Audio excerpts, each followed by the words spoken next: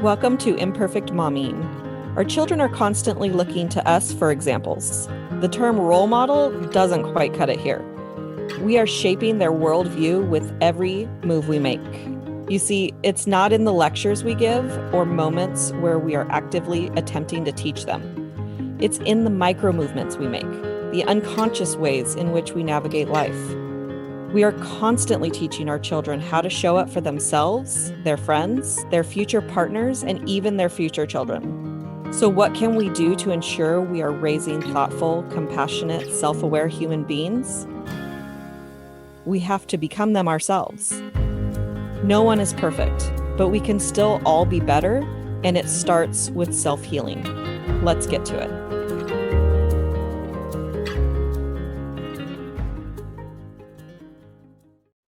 Welcome back to Imperfect Momming, and we have a very special guest today, Lorie Solay. Is that how you say it? Yes, Solay. that's right. Mm-hmm. I called you Leslie earlier because of my friend. I think I mentioned that I have a friend whose name is very similar to yours, and then I just called you Leslie. What? I caught that. I caught that. Yeah. I was laughing. I'm like, maybe that's the person she's supposed to meet afterward. I didn't remember whether that it was your friend. Yeah. Well, welcome, Lorie, and welcome to Imperfect Momming. Thank you so much, Alysia. I really appreciate the opportunity. Awesome. So tell us just a little bit about who you are and what you do. Yeah. Oh, goodness. It's a good mix of things. I am a self-care coach for working moms, and I always say every mom is a working mom. So moms reach out to me when they're finally ready to prioritize their health, put themselves first, and drop the self-neglect to bring in more sustainable self-care. Such an important thing for moms of every age. Mothers in general. Yes. I'm thinking about my mom. I'm thinking about myself, and I don't know why I had this thought earlier today that about self-care. I was asking myself, what is self-care? And one of my answers was self-improvement and personal development. That is a form of self-care. My favorite form. I'm right there with you. I am right there with you. Yeah, constantly learning and diving in. And it's interesting, isn't it? Because self-care is such a general term, and different people have different perspectives on what self-care is. Yeah. So yeah, and I'd love to hear what's your favorite self-care besides personal development, since we know that's the top one. Yeah, well, I love to sleep. That's a huge piece for me. I love to nap. So that's one of my favorite self-care, the things that I like to bring in. And then I love to skate. I'm an inline skater, and I've been skating for several decades. And that's just that playful, bringing out the childlike part of me is a really great form of self-care because it changes the chemistry in our body. When we can move from stress to a more relaxed, playful state, it's pretty immediate. My son was invited, I believe, last end of summer, probably right around this time. It might be that kid's birthday again. Coming back around. Right. He was invited to a birthday party at a roller rink, and my son had never ridden on roller skates, and so we bought him a pair of roller skates and we taught him how, and I learned that I'm not the best teacher, and that it's really hard for me to teach things that I have unconscious competence with. And so we learned how to Google and go to YouTube and watch a video and implement. But he even just the other day, he was like, Mom, I want to go roller skating again. And I said, well, physically right now, it's not safe for me to roller skate, but I would be happy to take you to the roller rink again. Roller rinks, that brings back such memories. I remember in junior high, that was the thing. You would go to the roller rink and everybody showed up, and you would skate around the rink, and if there was couples, where you'd maybe, get a little partner, and if you didn't want a partner, you'd skate with your girlfriend. And I remember this funny little thing that we would do. You'd hang onto a comb between the two of you. Huh. Like you weren't supposed to hold hands. It was kind of a funny thing. Hmm. So skating has been part of, again, that's just part of one of my self-care, my fun, playful ways of getting a reset. And it's been a piece of my life ever since I was a kid. So that's great that your son, it's so fun. Roller rinks are super fun. Yeah. And it's the same one that I went to. I think the last time I was there was a teenager. It's this exact same. I would defy someone to tell me that they've changed anything. Like, it looks identical I know, they in my almost like memory. freeze in time. It's so funny. Yeah, the smell even, and the snack bar, and yeah. Yeah, totally. So let's talk a little bit about boundaries. What is it that you want to share with our listeners about boundaries? Yeah. Well, it really stems from my experience as a mother. So I just want to give you kind of a brief overview of my experience. And this is typically, I think, for any of us, as you say, self-development. When we go through a challenging time, and we get through it, then we want to turn around and help others get through the same sort of challenge. Mhm.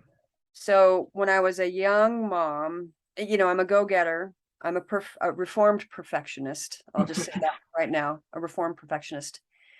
Early on as a mom, I I just I wanted to do everything. I wanted to meet everybody's needs. I again was a go-getter, and a couple years into being a mom and then having a challenging experience with my relationship with my husband, I started to go down a downward spiral with chronic fatigue that took Mm. me about 3 to 5 years to recover from. It's blurry. Like I go back and go, like I have to kind of like, how much time was it? And it really took me out to the point where I felt guilty for a long time because I felt like I lost so much time with my kids. I couldn't get up off the couch. I was mostly just laying down. I could barely get up to make food for myself. I would eke out the energy just to get the kids taken care of. I had to have my sister move in with me to kind of help me with the kids as my husband was out working. So I was home with them early on and homeschooled them up until about grade 3, grade 4. So that I could feel that it was starting my lifestyle, right? My perspective on things was starting to impact me, but I wasn't listening. My body was giving me cues to the fact that I needed to change dramatically. So of course, chronic fatigue, the body's like, okay, I'm done. We're going to shut down here. You're not listening. We're going to shut down. So the process of healing from that was really centered around having to shift my whole perspective on self-care, on saying no. That's a huge thing for moms, being able to say no. We have everybody coming at us, asking us to do different things. And I had to really like get very, very myopic in what I was able to do.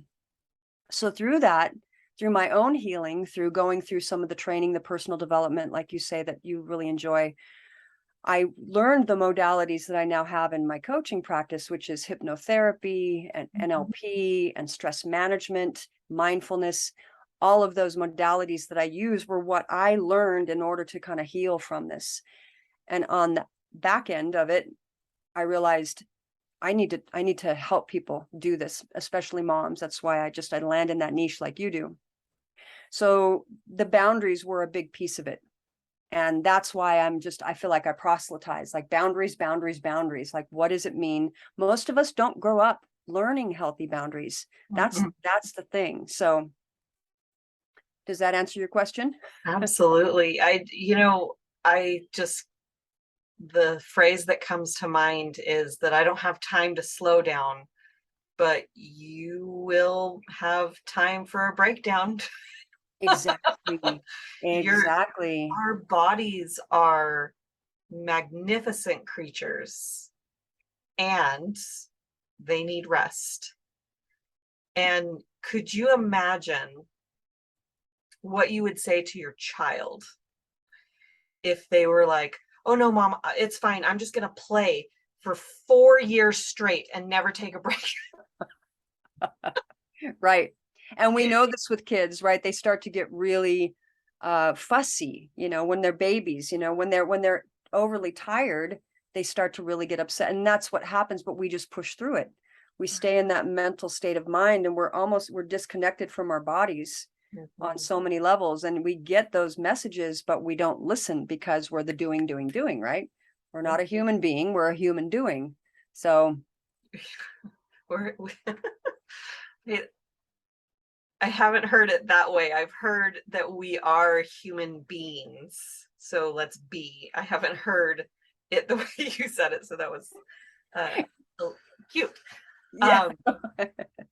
So hypothetically speaking, I'm one of your potential clients. What are some of the signs, like you mentioned, that babies get cranky when they're tired? What are some of the signs that I might be noticing in before this fatigue sets in?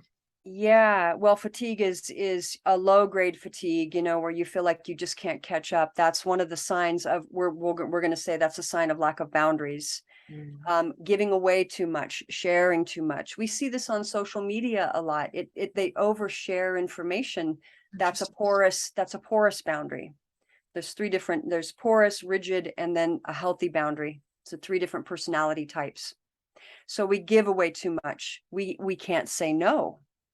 So the symptoms of being tired, being irritable, like just on edge, and that there's certain people you don't want to be around because they tend to like zap your energy, kind of an energy vampire. So you're just like, I don't want to spend time with that person. You start avoiding people. Is that what you're asking? The kinds of, yeah. The way that it shows up in our life, so we can be aware of just, oh, I'm experiencing that. Oh, people tell me I overshare on Facebook, and overshare our things too, like if somebody's taking advantage of us, they want to borrow money or borrow our clothes, or borrow. There's in this course that I created around boundaries, there's the 6-sector boundary blueprint, and it's all these different quadrants of our life where we want to pay attention related to healthy boundaries. And so material things can be one of them. Spiritual, like just somebody overstepping our boundaries. If we have a certain spiritual belief and they keep violating the boundary, are we not setting a boundary over somebody, attempting to shift our perspective on things, or not honoring holidays that we would honor.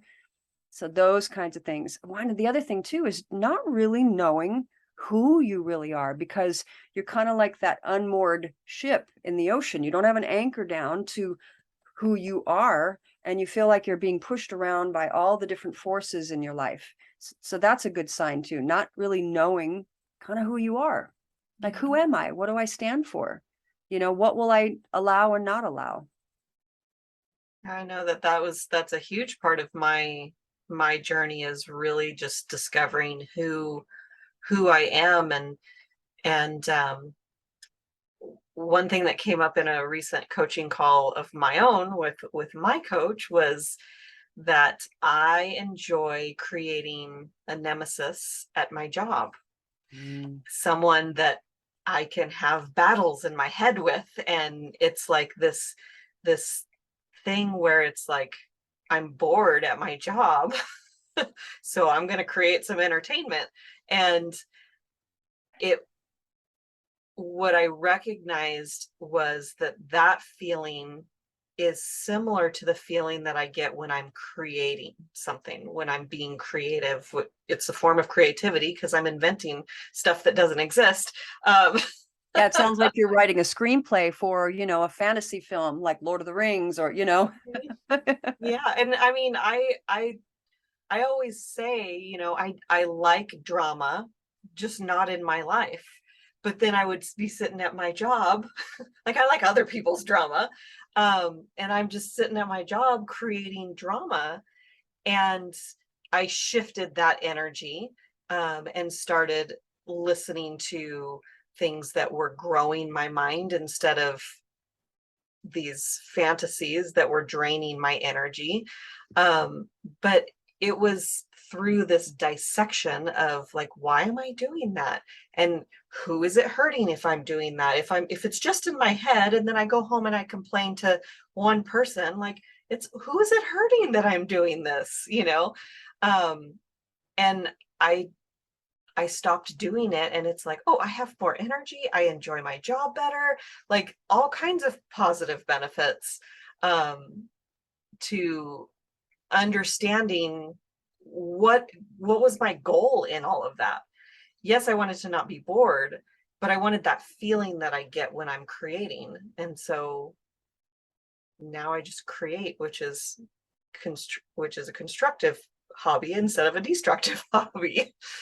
Alysia, that's such a good point. We grow up, you know, it's the drama in relationships is another indicator of lack of boundaries.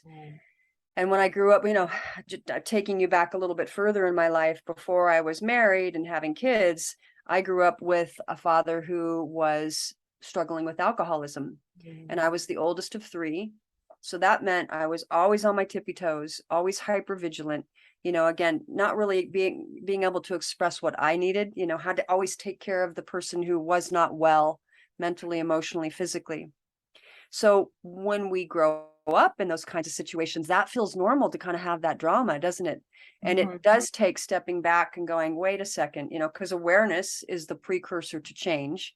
So when you can become aware of it, like you said, you're no longer unconsciously incompetent. You start moving up the knowledge ladder and going, wait a second, you know, this seems to continually happen. So that's a really good point. The drama piece of it, you know, where is drama in our lives, and how are we a part of it? How are we creating it? Yeah, because I rewind early before, because this is like post personal development years that I'm doing this. But before personal development years, there was a lot of drama in my life that I would create. That it it was that alive feeling. But I also was in my writing. My writing was romance, and what do we like in romance? Is drama. Like, what moves a story forward is conflict and drama. And so that's kind of where my brain stopped developing. I did a lot of writing when I was a teenager, and so I got a little bit stuck in that mindset of, and then I was like, ooh, I don't like drama in my life, but I want to hear about yours. Tell me about your drama. Right, right. Yeah, because it sort of energizes us a little bit. And I know, because you've done so much work, you know, in your own life, that conflict drama, right? The perpetrator, rescuer, victim, that's the Cartman drama triangle. And most of us are stuck in it, get stuck in it, you know, but when we're aware, we can step out. That's so interesting though. That's an interesting history of, so you wrote and you did, yeah, because you have books and things out. So yeah, you're a writer by nature. Yeah, and dreaming with a big imagination. Now, how do we use our imagination to focus on what it is we want? Because when we ruminate about things, and here's where another symptom of it is that, again, that anger, that resentment, maybe passive aggressiveness, when we don't have clear boundaries in our lives, we get into that state of mind. What happens when we do that is it changes the chemistry in our system, right? We move into that fight, flight, freeze. That was kind of where you were when you were saying you were sort of dreaming into this antagonist at work, and that's that fight part of us. I definitely have that. That's my first go-to, is to fight. I'll own that. When we get into that stress state, this is why it's so important for boundaries, and this is why I got really sick, is that I was in that constant stress state, which is cortisol, adrenaline, all the inflammatory hormones that make us sick. And they say that 90% of disease is really stress. Stress that causes the disease in the body, because it's the stress causes inflammation in our system. Yeah.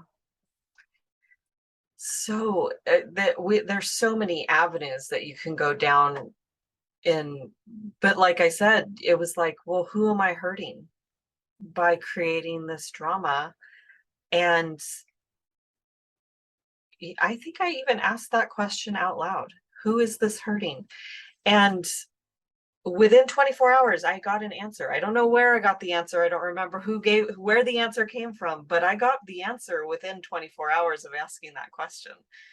And it was like, okay, well, I'm just not going to do that anymore.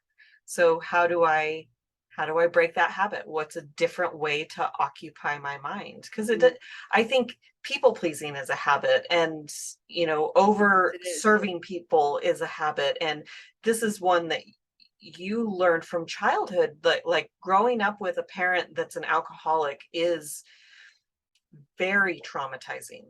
And like, if I can control my circumstances, then dad won't get mad.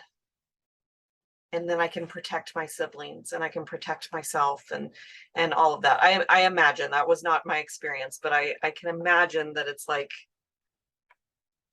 how do I prevent this, where we take on the responsibility of our parents' behaviors?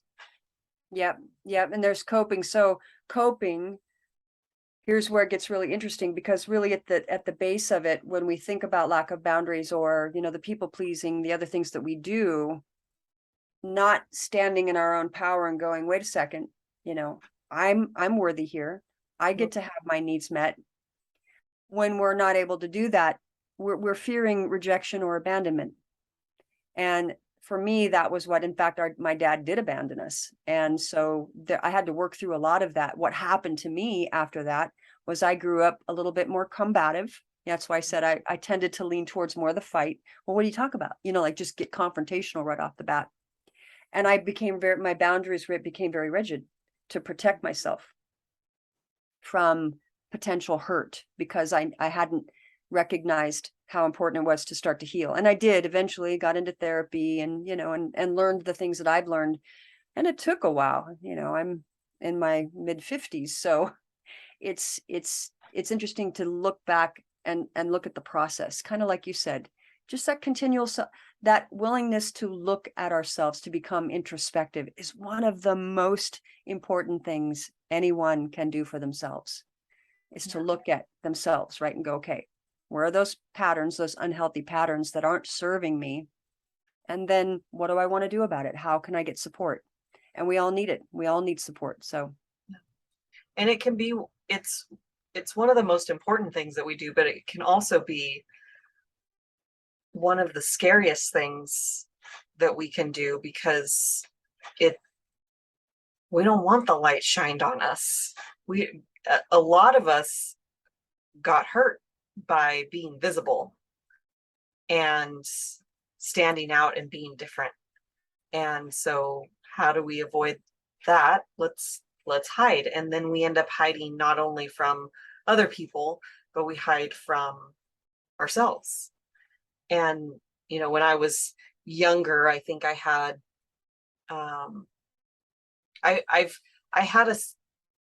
I didn't know that the times that I felt the happiest in my life were the times when I had people that I could talk to.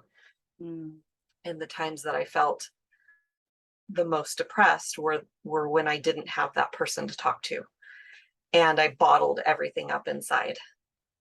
And so I was always afraid of writing my thoughts down, because what if somebody saw them? And the crazy thing is that maybe it's crazy to me, it carried on into my adulthood. Yeah. And I was 39 years old, and I'm like, I'm terrified to journal because somebody might see what I write. And I was like, I'm going to get over this. I'm going to do it. I'm going to just start journaling, 5 minutes every day. And then I was like, there's nothing that I write or think that I'd be ashamed of somebody knowing. Well, and that comes from a really powerful sense of self-worth, that worthiness that I get to be unapologetically me. Yeah. And you're so right, Alysia. There's so many people that it's scary for them, and I just want to reach out and like give them such a big hug, because there are a lot of people that are very alone. Even, with the clients that I work with that we're talking about boundaries, we have to talk about what the consequences are going to be when they start setting boundaries. Going to have to prepare them for what is that pushback going to look like, and what are they prepared to do. Some of my moms are like, I'm going on strike. Like I'm not doing nothing, like I'm going to make my family, they're going to have to take care of. And then others are like, well, they might take a much smaller step, but it's a success for them because they're moving forward, right? So there's a big range of what somebody's willing to do, and it has to be ethical, ecological for them. That's the thing, right? There's no one way to do it, and everybody's circumstance is different. And when we think about that wounded child that's in us, that's that, again, that awareness and that courage to meet those painful moments so that we can live a more fulfilling life, a life that feels, I don't like the word authentic, it's way overused, but it's it's like that. Like, I get to stand and claim space on this planet. I'm worthy of doing that. And I don't have to please everybody else to do that. I don't have to make everybody else happy to do that, to feel like I have a sense of belonging. So Yeah, we're worthy because we're here. we have intrinsic rights. Exactly. Mhm. Yep. There is no one that's more valuable than the other. We all are valuable. We all get to live the life that we want to live, not the life that other people think we should live. So There is that entitled person, the driver, that cuts across 4 lanes because they forgot where they were getting off the freeway. That happened 3 times today in the span of a 10-minute drive. And so oh my it goodness. was, one of them was behind me. I caught it like them behind me. They were, and I was like, what is happening? Yeah. But Yeah. so that's my funny little example of feeling entitled. Because you said Yeah. we're all equal. But We are, and I think the part too, when we can really settle in with who we are and our worth, we find we can build a little more tolerance for others. Because I think about just I recently moved from a big city into a smaller community. I'm super sensitive. I'm a highly sensitive person. So when I'm being in that urban environment, I was just like, it was painful. The noise and the energy, they call them HSPs, highly sensitive people. That was me. So we were in a position that we were able to move to a smaller community, and my nervous system, it took like a year to start to settle, to the point where I wasn't always looking over my shoulder of like, okay, who's behind me? What's going, and I go, when we go back to the city, I just have such compassion because everybody is stressed. Like and it doesn't excuse things, but when people are stressed, they become insular, they become selfish, they become protective. That's just what happens when we get stressed out. And in a lot of environments, that's the general living condition for most people, especially in like the big cities and stuff. So I do get mad when people cut me off, and then I'm like, okay, maybe they're rushing to the hospital to get to a family member. Like I try to reframe it in my mind so that I'm not sitting there, like stewing over it. And I don't think that's what you're doing at all. Because you just said getting cut off. right. No, I did have a couple of incidents that were pretty close to back to back. One of them is the only one that I am present to in this moment, but it was in the Costco parking lot, and there were, where I was, this parking lot is so poorly designed. And there's, the Costco gas line, which is always incredibly long, and there was a lot of congestion. And so I was wanting to turn left, and this truck I was coming out of like the parking lot area, and he's in, the driving area, but I was trying to go left and he was, trying to go straight. and I think I turned my wheel in a way that made it look, because I wanted to like get around him. So I turned my wheel to the right, which may have made him think I was trying to pull in front of him when I was Oh, really trying to go around him. If I had had my signal on, that probably would have helped. But he was in such a state that probably not. And he, pulled forward more. And I was like, really? You can't just let me go? And my window was down. So I said that out loud. And he got super aggressive, yeah, way more aggressive than I'm used to men treating women. yeah. And I mean, that's a whole another rabbit hole to go Sorry. Yeah, down, that but must have been really it's scary. Yeah. it's stress that you're talking about. And um I don't hold on to that like I did that one. That was some drama Yeah. for a minute. Because it was the second time in a short amount of time that something like that happened. Yeah. And now I remember the first time, but I'm pretty sure I talked about it on the podcast. But it it was when I stopped to break it down and really think about what happened. That was when I realized, like, oh, I think he thought I was trying to pull in front of him. So I understand not wanting to let somebody cut in front of you when it's super busy. That level of reaction is a whole nother level, but I understand the trigger to get activated. And then it was like, okay, well, I had my hand in it. I didn't even have my signal on to show that I was trying to turn left, and just since then, my thought process has been reminding myself we're all doing the best that we can Yeah. in every given moment. Yeah.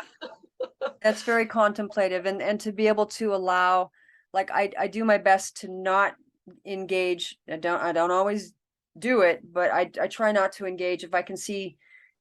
I don't want to get into kind of a confrontation, driving, especially because people, Yeah. they flip out. I mean, they're really on the razor's edge of like having a meltdown, and so that overreaction, you're absolutely right. That was very contemplative and conscious of you to say, yeah, he's just super stressed out. When we have an overreaction to something that we shouldn't, then that's just a clear signal that we are just stressed, Yeah. and ready to kind of pop. So yeah. And Oh it's goodness. sad because we do stuff like that, like with our kids, and Yeah. they don't deserve that any more than I deserved his anger. And when we can kind of see these things as warning signs of, oh, maybe I'm tired, maybe I'm hungry, maybe I'm not taking care of myself. Yep. And where my personality type wasn't doing that, and I would just beat myself up for losing my temper. And I did that for a long time. And that served me as much as you could imagine it serving someone. And what I do now is very reflective, like what I just described in the parking lot is, okay, what was I thinking? What did I make that mean? Okay, this is how I reacted. And I just take the moment and I work myself backwards. Um, and then I explain all of it to my son, to my boyfriend, to whoever I have the conflict with. If I have the opportunity to explain it, I break it down for him, like, this is what was going on for me. And I apologize. And I take responsibility for that moment. And doing that, all of those steps allows me to catch myself in beforehand to prevent it a lot of times, but it repairs the damage. And it shows. My favorite thing is when my son does it back to me now. Mm. Oh, so you've modeled it for him. Mhm. That's so wonderful. Yeah. I love that Alysia, I love that you talk about how our kids don't deserve to be dumped on, when we're Mhm. stressed, and our nervous systems imprint on them. That's the other really important thing. I have an acupuncturist friend that she sees a lot of kids, and the kid is super anxious and the parent comes in and the parent is anxious. So it's that nervous system that imprints. We have Yeah. mirror neurons in the brain, and when they're really young, they're modeling and imprinting from us. So Mhm. that's why boundaries are so important. Again, coming back to that piece of it, to really create better boundaries, or to learn what boundaries are, because again, a lot of people don't know this, what boundaries really are. They didn't learn it. Because when we can take care of ourselves, we're infinitely so much better as parents. Mhm. And like you say, then it's we're human, we're going to have those moments, of course, but less of them, more Yeah. present, more grounded, the human being rather than the human doing. Right. I there's a lot of parents that, the kids are talking to them, they're on their devices, they're doing different things, they're not focused, they're not, we've as a society, we've been hypnotized and distracted by so many things. Yeah. And that's a boundary we can put on ourselves, not only on other people, family, and friends and things, but also boundaries with ourselves on certain things that are just not productive, they're unhealthy. So, Yeah, and I like to tie it back to how it's affecting our kids, because there's a lot of moms that won't do it if they're not thinking about how it's affecting their kids. so they need that motivation that, okay, Yeah. I'm doing this because it's going to benefit, which I mean, is a good motivation for sure. I mean, if that's where you're Whatever going gets you to on the start. path. Yeah, exactly. Right. Exactly. And then Yeah. you start to learn and go, oh, okay. And it opens a door to other things. Like I think Mhm. about even just the boundaries piece of it when I'm working with my clients. And then after that, we start moving into other things, how to, the self-worth piece. What is really important to them?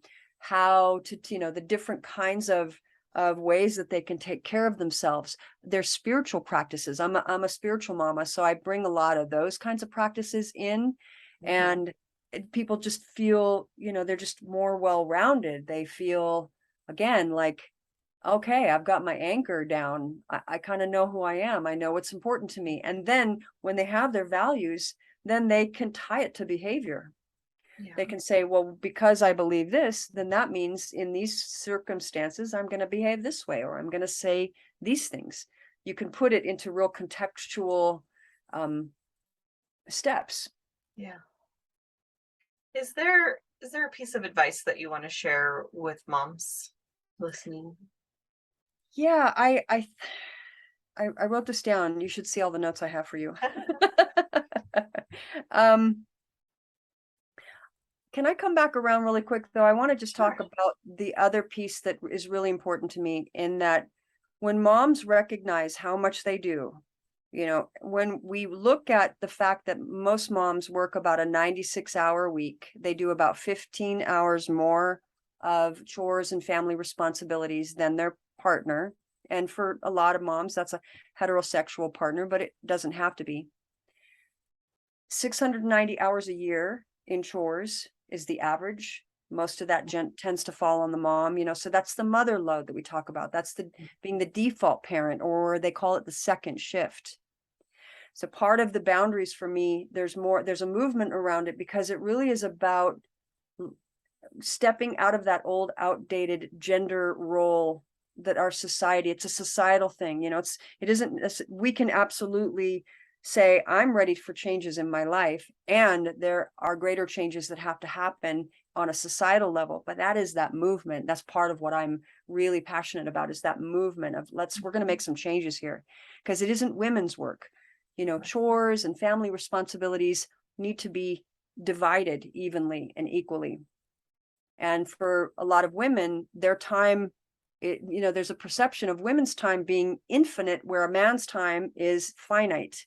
And Hmm. so women tend to take on, and they Hmm. take on the mental and the emotional load of all of the things that are, again, the chores and the family responsibilities.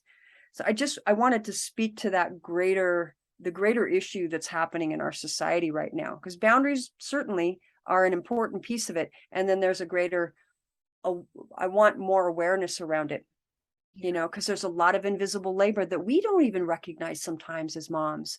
Hmm. What did I do all day? Well, you did 50 million things in 1 hour, like you're just constantly, and multitasking isn't good for us, but that's kind of what we do to get everything done. So it's no wonder that we're having a breakdown, we're on overwhelm, we're on burnout. So And if your listener is somebody in that position, I want you to be aware of this, and that you have a right to start to change that dynamic. yeah, and it's all of that was just fascinating to me, because I definitely have labels of what is woman's work and man's work, and my life doesn't always fit into those rules. But I was fortunate enough when I started my relationship with my partner of 7 years now that this is my chore. These are my chores and these are your chores. And this is how we're divvying them up this way, because I like to do daily things. You like to do weekly things. So you do these weekly things and I'll do these daily things. And historically, I was working less hours than he was, and he was making more money than I was. So I was doing a little bit more. And when the things shifted to where he's home more and I'm out of the house more, the chores shifted too. And it's seamlessly. Like, we didn't have a real discussion about it until after it started happening. I was like, well, this is kind of cool, you know. That is cool. No, it sounds like you guys have a really good understanding of, Yeah. what like you said, that it's an equal effort, and that really is what it is with family. And that's wonderful. Okay. Yeah. Yeah, but I'm very aware of the gender roles. I watched that growing up, and so in my mind those exist. They don't always, you know, come into my reality as much because we've just worked out a different system. Mhm.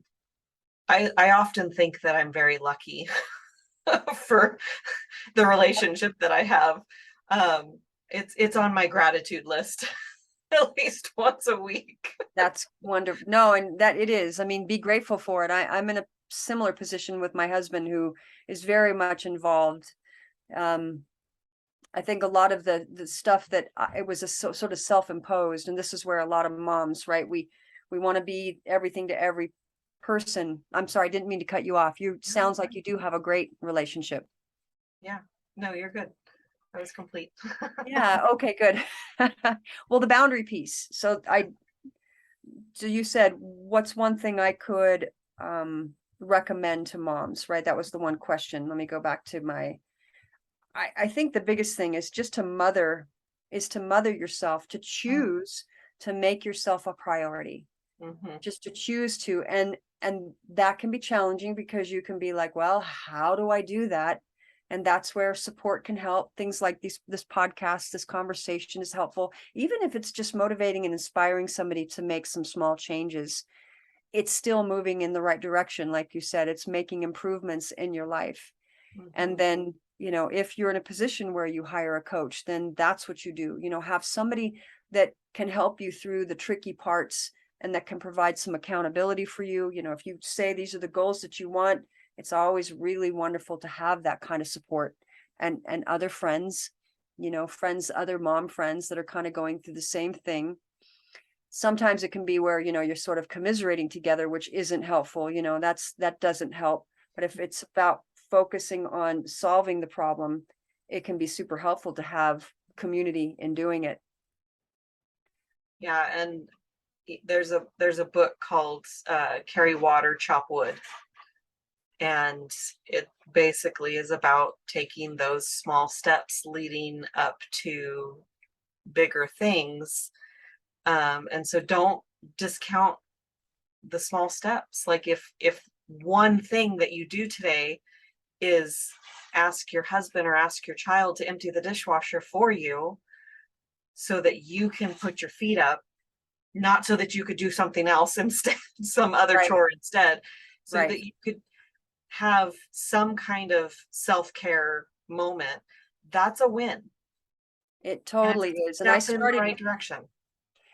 I started young with my sons. In fact, I did a small video that I posted on social media where I was sitting, I had my crown on because the courses that I have. So the one course, the main course is called the Boundary Foundry. And then from there, you're learning your basics. Then you move to the next course, which is the Boundary Violations Barrier Blueprint. That's about, okay, what do you do when you start setting boundaries and you get pushback?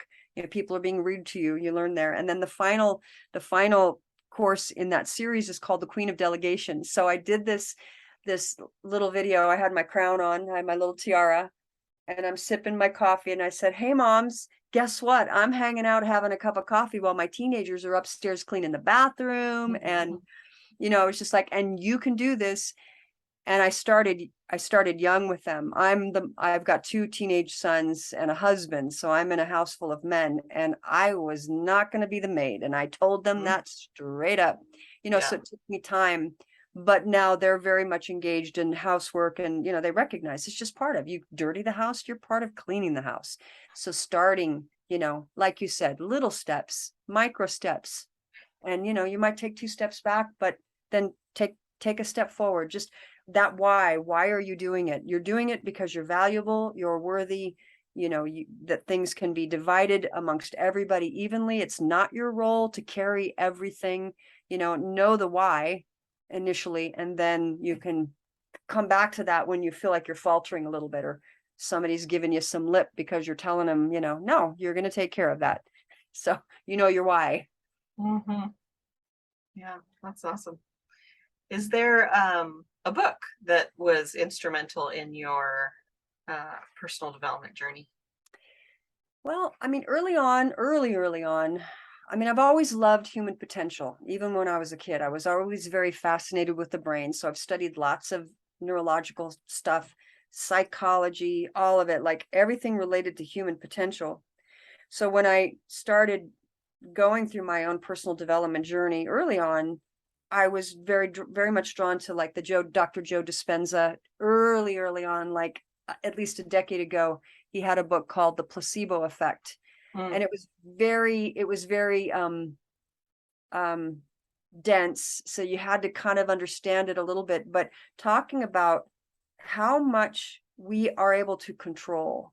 So that was one book. And then Dr. Bruce Lipton's The Biology of Belief, same thing, right? Our beliefs, our thoughts, and how they create, first of all, the chemical reactions in our body, but that thoughts really create reality. Quantum physics is talking about this now, you know, that the observer effect, that we affect reality. So what does that mean in terms of our power? Yeah, like so those really started me on that journey. And then through it, I weaved in the spiritual piece of it because I love nature and very connected to nature. So I think I answered your question, right? Yeah. Those 2 books in particular, way back in the day when I first started my personal development journey, were the ones that kind of came up for me. Yeah, I don't know why I thought you would recommend the book Boundaries. This was way back, right? Right. So talking right now, right? Like right now, there's so many good books. And the one that I like, so right now there was one by Christine, what's her name? It's called Sweet Spot. And it's a really great book. She's a doctor. She said her story was really interesting. She said she was so stressed out and running kind of like that runaway train down a track, like, oh my God, I'm just going so fast. How am I going to stop? That she started fantasizing about having an accident that would end her in the hospital, not like just bad enough that she could get a couple days in the hospital to rest. That was like her ideation, her fantasy. So that's a really good book too. She goes through a lot of different practices on how to sort of reset your nervous system, some breath work, some mindfulness stuff. So that's a good book too.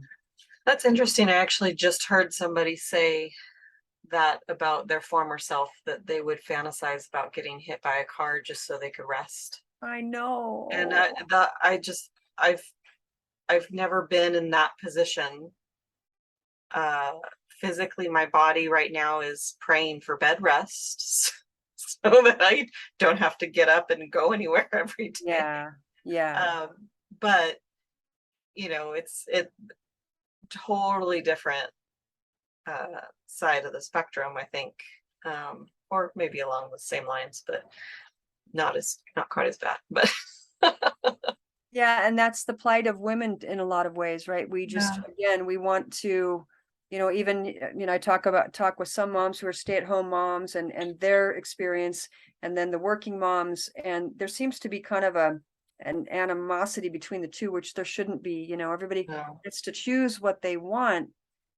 They each have their challenges, and the working mom, you've got to go to work and work like you're not a mother, right? That you're not a parent, and then come home and mother like you don't work. So there's this double-edged sword for women, and the expectation of women, and just in society. I mean, then we could have a whole other conversation about the inequities in society for women, and that's changing.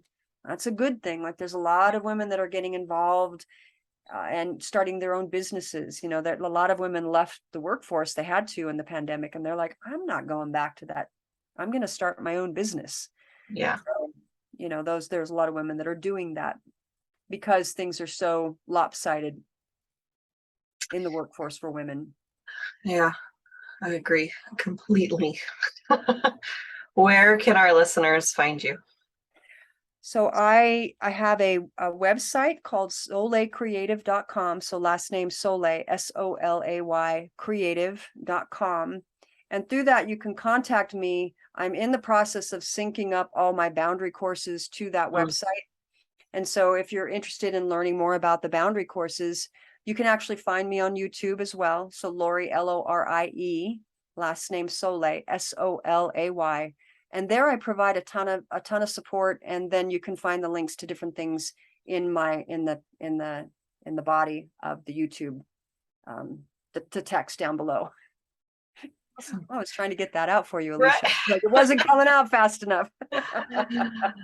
Oh, well, thank you so much for being a guest on Imperfect Mommy, and I appreciate you being here and pouring your wisdom into our listeners and for a great conversation.